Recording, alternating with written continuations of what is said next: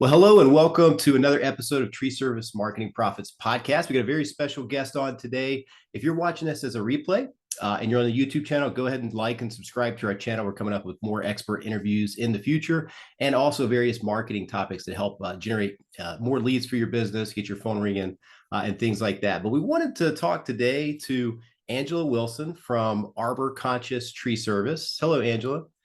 Hi. And she is they're down in Florida. They started their business, her and her husband, Angela and Tim Wilson.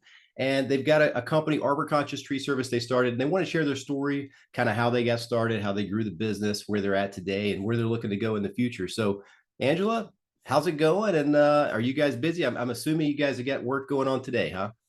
Yeah. It's just me today. Tim is on a job site here in Gainesville, Florida. Awesome. Well, good. It's probably sunny down there. We're getting some, I'm up It's here so north of sunny. Atlanta, excuse me, in Alpharetta, Georgia. So it's probably like in the 60s now. So starting to kind of get down there. The leaves are falling, looking pretty around here with the trees and everything. Ooh. So I'm sure you guys get some of the maybe fall, but not much. It stays pretty warm, probably, huh? Yeah, it stays really warm. Exactly. Well, awesome. Let's get started. Like, I know you guys kind of or more of a recently started business, maybe a couple of years or whatever. What were you guys doing before that, and how did you start? What kind of gave you the capacity to get started? Like, how did you go about starting the company? So my husband and I moved here to Gainesville, Florida from Anchorage, Alaska in 2017. And I moved down here to work for a forestry laboratory, and he moved down with me. And Mm-hmm. the first job that he got was with as a groundie for Iron Root Tree Service. Mm-hmm. And he took to it like that. Like the knots were really easy for him to learn, and the working outside was something he enjoyed. He likes being in the heat. He thrives in it. Well, coming from Alaska, yeah, that's a big change with climate, probably, right? Yeah, Yeah. yeah. I'm born and raised from Anchorage, so I don't do well with heat. But he's from the South, and so it was like a fish in water. He just like took to it really easily. But as a groundie, you can only make so much money, and Sure. he does not have a fear of heights. So it didn't take long for the owner of Iron Root to see his potential as a climber and get him in a saddle and get him in a tree. So my husband started doing contract climbing for other tree services and pulled me into it because I have a scientific background and I have an environmental background. I love trees and I wanted to work with him every day. So this was an opportunity for us to work together and to do something that we both care about.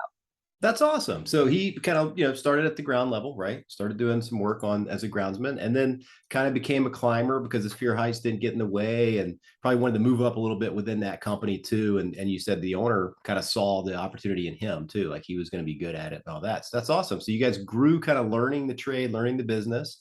And then take me through like what you guys were talking about. Like, okay, we want to start our own business here. Like, how did that look? Did you guys have to go out and get some trucks, get some equipment before you started, or was that kind of after you started doing some jobs, or how did that work? Well, it started as a contract climber.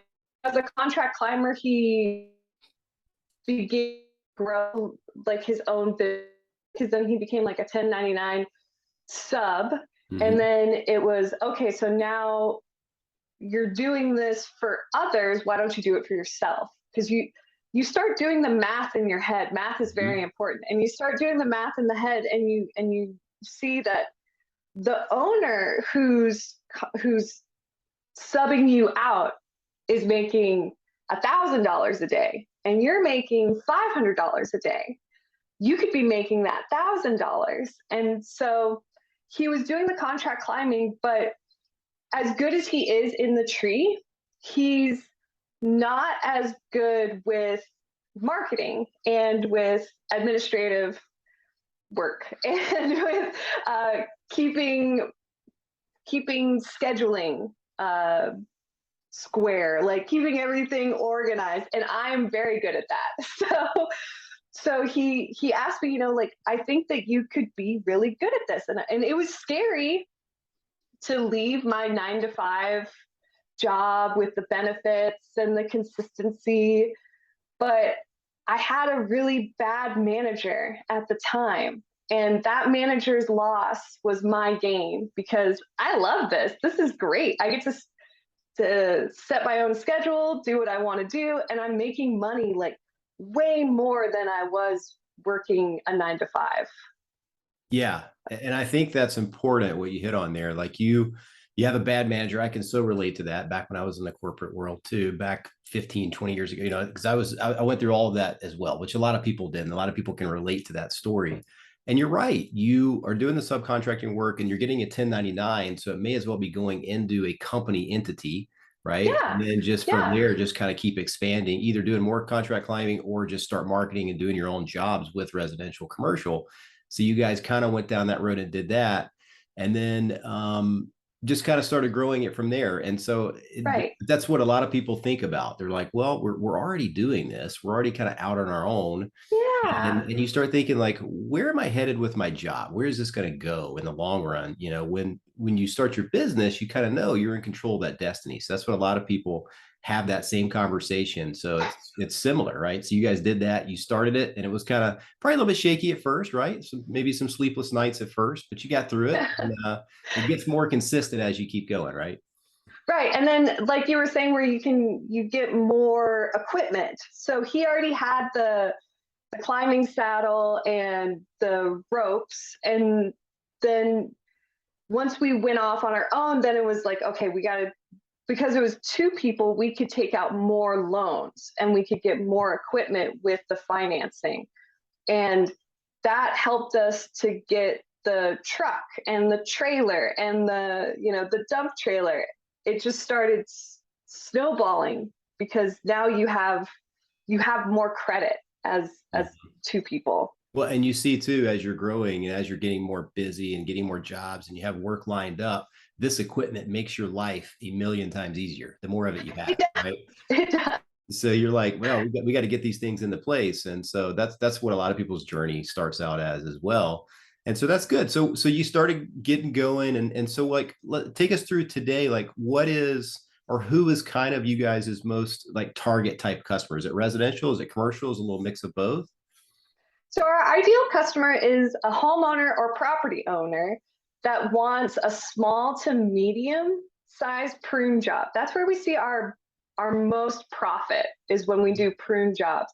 Something where it's more technical because we don't have a bucket truck, but we do have the skills and expertise to reach trees that might be in a backyard, they might be over a house or over a shed, and it requires rope access.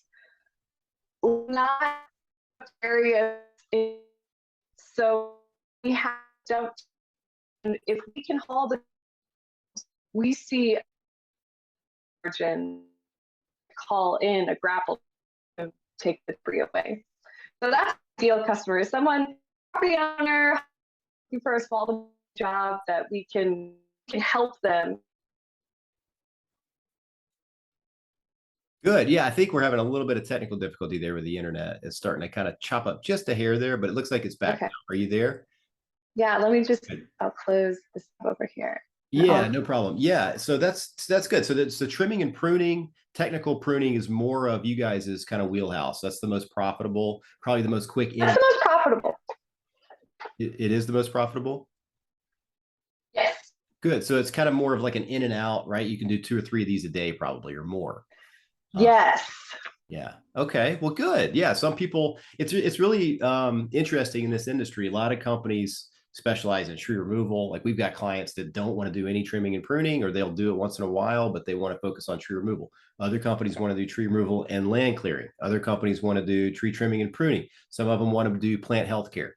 So it's kind of a mixed bag all around of what the company wants to specialize in and do. So that's interesting. So you guys are doing the trimming and pruning, which I think is great because you're not just cutting down trees all the time. You're Yeah. saving them. You're making them look prettier for the yard, for the property, and all that stuff too. So that's kind of you. That sounds like you guys' kind of specialty.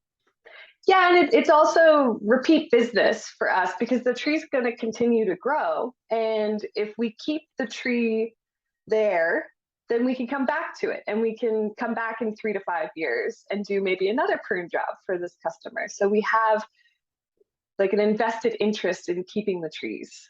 Good point. Yeah, that's a good point. It's repeat business. And then down the road, who knows, maybe you get into some like tree fertilization, tree healthcare type stuff that kind of Right. complements that as well.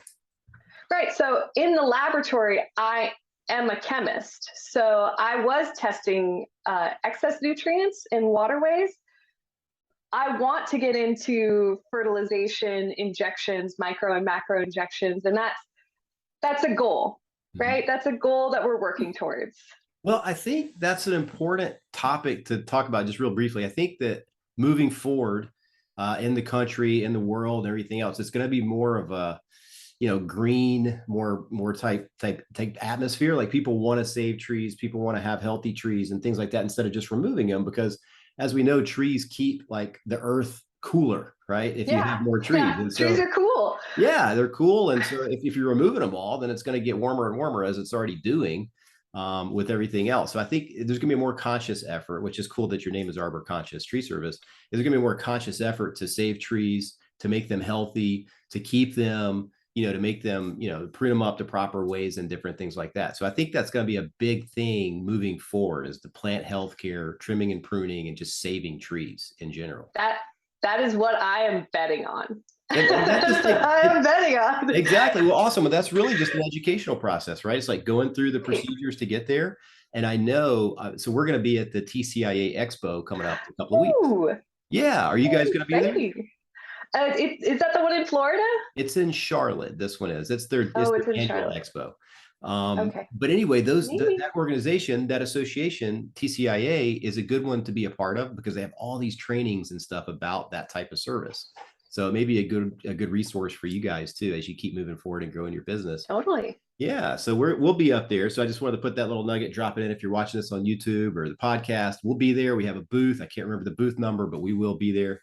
What are you guys doing maybe now that so your unique sales proposition is basically, we're arbor conscious. We want to save trees. We want to, we do technical pruning and trimming. Do you have kind of a unique sales proposition or a unique selling proposition on that? So to summarize what you just said, we have a mission statement. So our mission is to provide exceptional customer service and mindful management of the urban forests through science-driven modern forestry. So that guides us on our mission and where we're going. Right now, we use, can you repeat the question one more time? Yeah, like a unique sales proposition. Like, but I think your mission statement is unique, so that's perfect. Do you have anything Yeah. that's like? So we have a high level of professionalism and we have a more advanced skill set. We are one of the few companies here in Gainesville that utilizes SRT climbing that I know of. And we use low impact rope access. So our company mindset is geared towards tree preservation rather than removal and having a minimal impact. For us, our customers, they value trees and they want to save their trees and they want to do like minimal harm. And that's our niche. That's what we're going for. Perfect. No, tree preservation. I think that's great. That's an awesome slogan, tagline. Tree preservation, low impact. Saving the trees, making them a better thing. You got Our something. tagline is support your local canopy. Cool. Okay, awesome. That's good because I mean it differentiates you from other companies too, just by having different ways that you promote your business. Because every company's got its own little personality, right? So that's perfect. Yeah. Yeah. So what type of maybe so now that you've got your sales proposition and your message kind of, what type of marketing are you guys doing, if any? Like how are you guys pushing yourself out there to the local community? Right. Yeah. So we do online advertising. We have Google, Facebook, LinkedIn. We also have uniforms that all the guys Perfect. are wearing. We Good. do yard signs, and our trucks our truck and trailer is it's not wrapped, but it's vinyl. It's vinyl Mhm. stickers. And that's both our company trucks and my husband and I have our personal trucks have those stickers. We have gotten referrals and word of mouth. Like I'm always talking about trees. I'm that woman at the party. Like, you want to talk about Marco Rizzo Network? Right. Good. Like Yeah. let's talk about trees. And also just telling my friends and coworkers and family members around here, like everybody's got a tree. Right. Also business cards in community centers have been really good. Just putting up a business card on a corkboard at bars, restaurants, coffee shops, libraries, anywhere I can put them up, I'm putting them up. And a lot of customers they're almost like proud that they found it's like an Easter egg hunt that they found a business card at a local shop, and then they called us and we came and we were a great company. So that's been an interesting marketing, like, I didn't think that that would work, but it did. Yeah, that's so you're doing the 5 foot rule. Anybody within 5 feet gets told about Arbor Conscious Tree Service. That's perfect. Yeah, That's what you have to do. definitely. And then the business cards at local community shops and coffee shops and restaurants. So this is just tips for people that are watching and listening to this later too. It's like you got to just do all this stuff, especially when you first get started. It's all of these lower cost things that take a little bit of time and labor and effort to do, but they pay off. And if you keep doing that while you're adding your paid marketing channels down the road, all of that will just keep compiling and that momentum will keep building about your business. So the signs are perfect. They take a little bit of effort. Everybody understands putting out signs. We used to put out a lot of signs for a real estate investing business that my mom and I have. So we buy houses signs, right? So you go put those out all the major street corners and you get some calls, right? If you put the signs out, you get calls, you bought some houses. Now it's the same thing with tree service. You put the signs out, you're going to get some calls about some tree service estimates, right? Hey, I saw your sign. And especially too, if you're putting them in neighborhoods that you're already doing work in, it's kind of a testimonial already, because it's like that homeowner decided that they wanted to use your service. So you put your sign in the yard. It's kind of like, hey, this homeowner is using our service. Give us a call. We'll come out and give you an estimate. Direct mail works great in targeted zip codes, different things like that. As you kind of ramp up, are going to help just kind of brand you in your community. So, but I like the fact that you're doing the boots on the ground stuff. That's the stuff that's super important when people get started. And a lot of people just think there's like one size fits all. Hey, I just want to go and blow some money on marketing, right? But really the best way to do it is just to kind of inch your way up, keep going up smartly, and just, slowly keep integrating a few other, channels as you keep growing and have the revenue for it and the budget for it, right? But putting the business cards out, telling everybody within 5 feet, going to network events, putting signs out, putting the signs on your trucks, which that's perfect. If you don't wrap them, at least you have like your contact information on the truck. So that's great. So that's the marketing side of it. And that's helping you guys stay pretty busy, right? With a It is. Yeah, it is. I mean, it keeps us busy, and I agree with you 100%. The boots on the ground, face-to-face interactions is really important, really important. You got to be proud of what you're doing and talk about it all the time. And it is. It's for us. We're busy enough. We're busy enough. We could always be a little bit more busy, but we're busy enough. Yeah, a lot of people tell us to like, well, hey, Wes, we want to be booked out 2 months. We're a little bit nervous. We're only booked out 6 weeks right now. I'm like, that's too much. Yeah, but then at that point, you've got to start turning a lot of people down, right? Right. Some people don't want to wait 2 months, but I mean, your major customers will, but your repeat customers usually will, and things like that. So that's awesome. Now, as far as reviews go online, so this is like a big thing that we always talk about, because it really helps every company online. The more reviews you get and all that stuff. Do you guys have any kind of like tricks or incentives or anything like that to get more customer reviews? No. You don't have to. I mean, it's just a question. I asked them, let's see, that was the question. No, not really. When we send out an invoice or a receipt, I do include it in the email. This is a link to our website and our Google are together. Google Business Listing or Google Business Profile. They changed the name of it recently. So yeah. So I send them that link and ask them, here's your invoice. If you'd like to leave us a review, you are more than welcome to. But we don't offer any incentive for reviews, not at this time. Asking directly has been the most. Yeah, it's not profitable, but the works the best. It does. And so that's the thing. Like if you ask people, most people, if you gave them great service, they will do it, or they'll agree. Whether they actually finish it, and post it is another question, but they'll at least say, yeah, of course, we'll give you a review. But that's what I always tell people, just, after every job, hey, would you guys mind giving us a review on Google? It helps our business so much online. We'd be so appreciative if you could do that. And then you just send them a short link, via text or email, or like you said, with your invoices, and they'll click on it, because there's a little short link inside your Google Business Profile that you can get to get more reviews. So that's okay. Sometimes people are sending out that big long, search link off the search page, But Yeah, that's what I've been doing. I didn't know that there was a short one. yeah, so if you go inside your Google business profile, there's a Okay. little area that says reviews, and it says send this out to get more reviews, and it shortens it up. It's like a little small link, and it just makes Lovely. it easy. Okay. Yeah, because a lot of people go, yeah, I'll leave you a review, and then they go, I couldn't find it online. I couldn't find your business. I Yeah. couldn't figure out how to do it. So this takes away all that guesswork, but it really helps. So if you ever decide to set up like your Google local service ads with the Google guaranteed ones, Okay. the reviews really help tremendously Okay. in that department and with the Google Maps and all that stuff. So those are just some tips and stuff that we always go through because it makes such a big impact on everything else. Yeah. Are you guys using like, so you said you mentioned you're using like Facebook and stuff like that. What are you guys doing there? Right. Posting? Are you running ads or how are you doing that? So we run ads on Facebook. Now that Meta has taken over Facebook, it's not as easy as it used to be. It's not. Agreed. It's a sore spot in It's our just agency right now. not as Yeah. good. As Yeah. Meta is not as good. If Meta is listening right now, let them know. Yeah. No, I know. Good. Yeah. It's tough. But so once it changed over, it's gotten a little bit more difficult. But we run ads on Facebook, and then we have a Facebook profile for the company. For other social media, I have profiles for Arbor Conscious on Instagram, Twitter, YouTube. It's free. It's free advertisement. Like Sure. social media it's media. So I have accounts on all those, and I post. I have from 11 to noon is my social media hour every day. Great. So Good for you. for 1 hour a day, Monday through Friday, weekends don't count.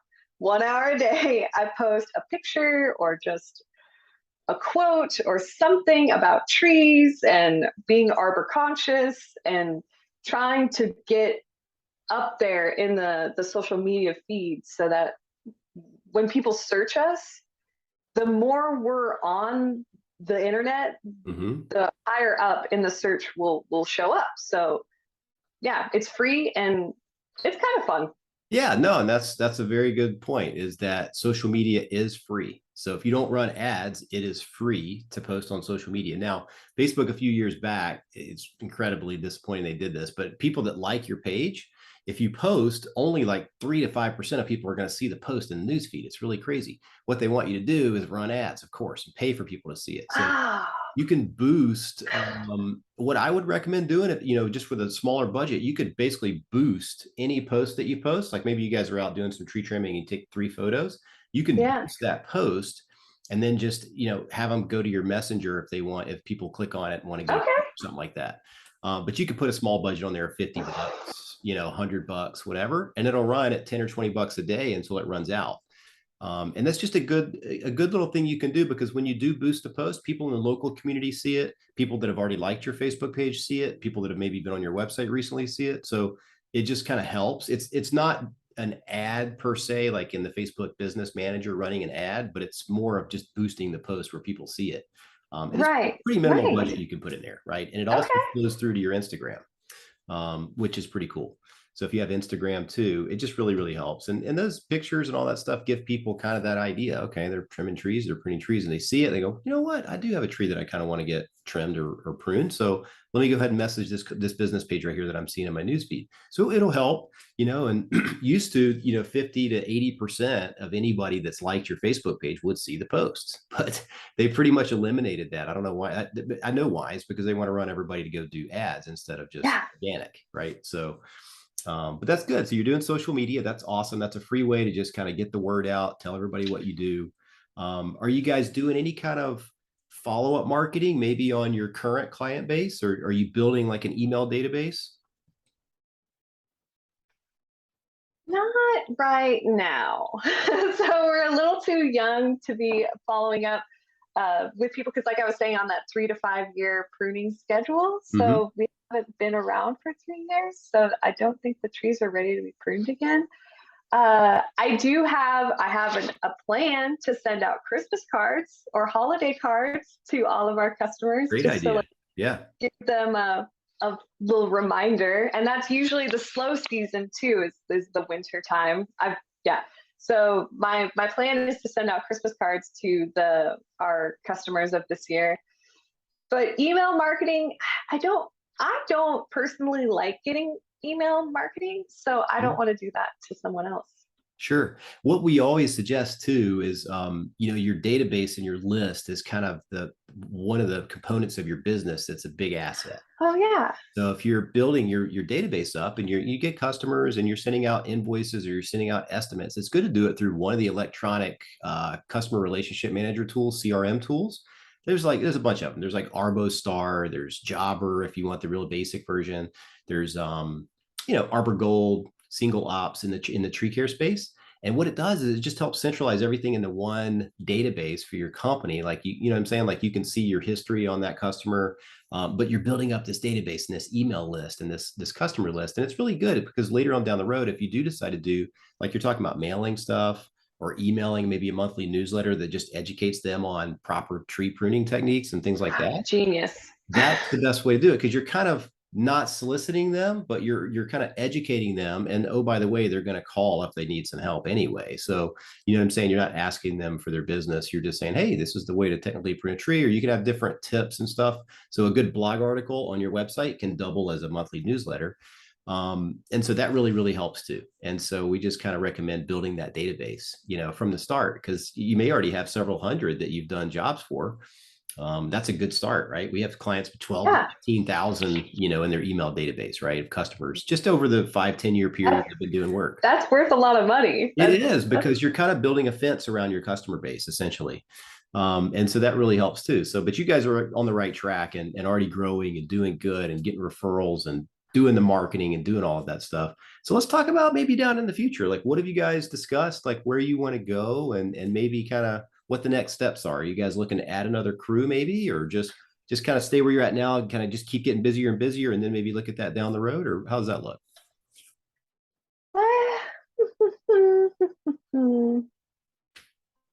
I'm just looking over. Tim and I went over the questions, and I wanted to see Yeah. if he had any insight on this. Yeah, no problem. So we talked about doing market research, and we would need to do more market research on what our area can support. Right now, we're thinking about a month to 3 months down the road. Mm-hmm. We have those ethereal goals, those big like retire on a beach goals of being. We plan on building this company up, getting a good reputation, and then selling it for a profit, and then using that profit to buy property or land. And those are our ethereal goals. Those are our 10-year, 15-year goals. For now, we're working towards getting a skid steer, like getting Awesome. No, that's tangible, great. getting more tangible assets, because those assets really like build the value of our company.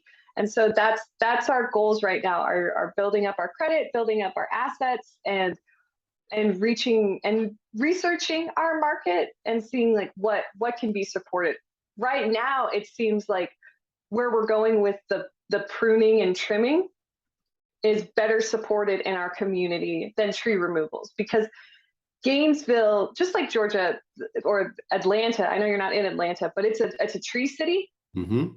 Gainesville is also a tree city. And there's been a lot of pushback on development because they recently changed rules that they don't have to save as many trees. And so what I've heard from the public is that we want to save our trees. We want to save more trees. We want to protect our canopy. And that's why we're taking this marketing approach of, support your local canopy. We're here to support you. We don't want to be like the developers and take away your oak tree, but it is leading towards your house. So maybe Yeah. we could do something. Mm-hmm. Yeah. So those are our goals. So we're thinking about the future, but it's more of like short term right now. Oh yeah, no, any business, and that's perfect response. I mean, it's like it's any business, like you're trying to, survive and keep growing and bring in revenue for your business next week, this week, next month, a couple months from now, and then getting the equipment, kind of having that process in place to do it, and that's awesome. There's nothing wrong with that. Short-term goals versus long-term goals, and I like that. If you guys do end up selling it for a profit, you're not that far away from the beach. You get a lot to pick from down there, so that's good. Yeah. You can go east or Yeah. west, where you're at Yeah. in New And York State.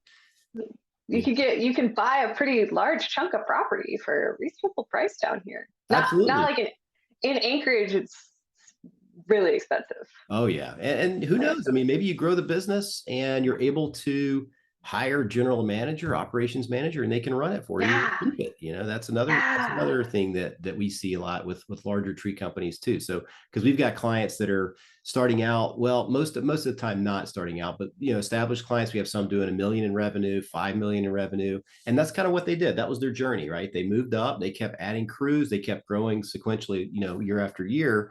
And every 5 years, it's a big leap forward, but every year it might be, growing 20 or 30% type thing, adding the crew whenever it's feasible and you've got enough work. I think that the main thing is as you see yourself keep getting booked out 2 months, 3 months in advance, then it might be time to maybe think about another crew or maybe doing something, Right. that you can kind of put into place that would help alleviate that backlog. And then from there, once you get another crew, then you got to look at marketing because you want to make sure that everybody stays busy as you keep bringing them on. But that's perfect. I mean, you guys are doing the right things. You're hustling, which is really the main component of starting a business. Is just hustling in the beginning, right? Hustling, Yeah. getting the word out there, all the things you mentioned before with the marketing. And I think you're right. I think that's going to resonate better over the next 5, 10, 15, 20 years and beyond is saving trees, being conscious of trees, tree preservation, all those things, plant healthcare, tree healthcare, all those things to keep them healthy and to keep them around so they don't die off or fall off or get all removed, right? So the development thing's a sore spot in a lot of communities. There's no doubt about that. Well, let's go to wrap things up a little bit. This has been great. Thanks so much for sharing what you guys have been up to. To wrap it up, like what would you say to the owner of a tree, maybe not even a tree service business yet? Maybe he's still working or she is still working at a company, right? And they're thinking about stepping out and starting their own business. Like maybe what would you say to those people? Like, what kind of courage you tell them to have and just kind of move forward with it and do it? What would you tell those people? Well, I that's kind of like it's both the last two questions that you have on your list and your agenda. So Mhm.